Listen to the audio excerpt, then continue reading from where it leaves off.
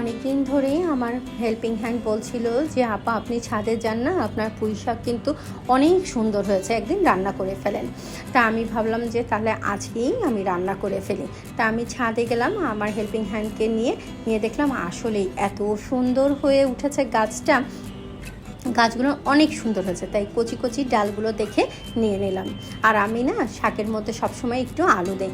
আমার কাছে মনে হয় আলু দিলে না যে কোনো জিনিসের স্বাদ কিন্তু অনেক বেড়ে যায়। আমি পুরো শাকটাই রান্না করেছি সরিষার তেল দিয়ে।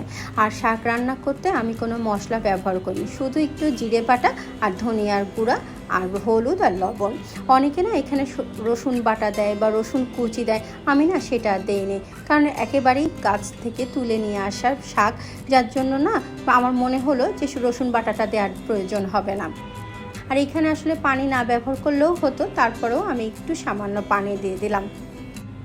শাকটা খেতে না কী যে মজা হয়েছে, কি যে বলবো, মানে বাইরের রান্নার শাকের সাথে না নিজের বাগানের শাকের মানে পার্থক্য অনেক, মানে এত মিষ্টি হয়েছে বলার মতো না।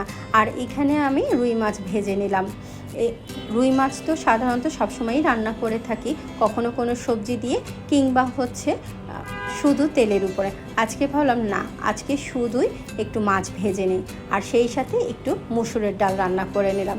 আর মসুরের ডালে না একটু পাঁচ ফোড়ন দিলে না খেতে খুব ভালো লাগে, সুন্দর একটা ফ্লেভার আসে। আর শাকটা এত মজা হয়েছিল না, আমার না মনে হলো পুরো প্লেটটাই আমি শাক দিয়ে খেয়ে নিতে পারবো, ডাল আর মাছের কোনো দরকার হবে না।